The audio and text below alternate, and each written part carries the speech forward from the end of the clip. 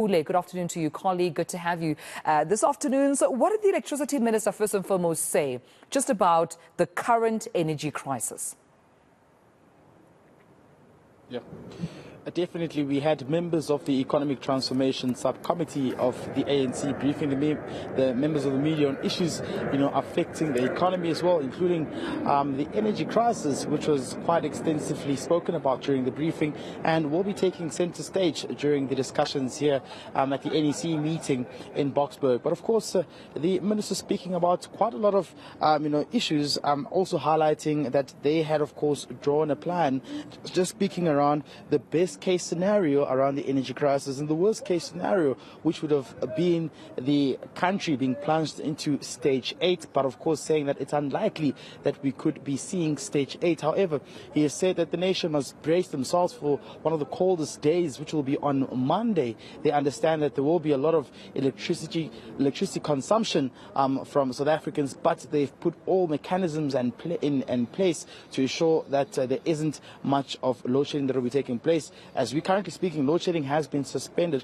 for now, but he's saying this is as a result of some of the power stations that are performing quite well and the improved energy availability factor as well, which is quite something they've been working on, saying that they haven't been burning a lot of diesel, but there's been quite good cooperation between themselves and, of course, Mozambique as well, through that whole idea of having gas as well, being in the process of ensuring that there is much of electricity that is being supplied into the country as well. But of course, he also spoke extensively around sabotage and the construction mafia being linked with some of the staffers at Eskom as well. He's saying that they're working quite closely with intelligence to curb any form of sabotage which could, of course, lead to the affecting of the grid as well, and in essence as well also hamper the way Eskom is functioning. But let's just take a listen to what Dr. Ramokgopa had to say earlier on during the briefing.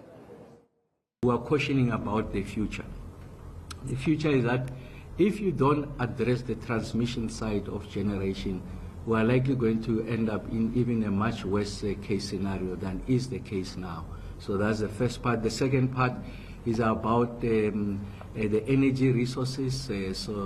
We know there are issues around the gas supply that we are drawing from Mozambique. I think that contract, Sasol, that it has is likely to go in, it's projected to run out in the near future, I think the next 2 to 3 years, and therefore the reliability of gas supply is at risk. So it's important that we plan now about the future so that we don't compromise the sovereignty, energy sovereignty of the country. But overall, I think we are surpassing our expectation in relation to the performance of the units, and we are more than confident that we should be able to survive the winter, will not experience the worst case scenario as we had projected, and will continue to see the improvements. And I'm very confident that load shedding will be behind us very soon, and then we now begin to work on creating an additional buffer, reserve margins to allow the economy to grow at the desired level. All right, we'll leave it there. Thank you so much, Pule Letshwiti-Jones.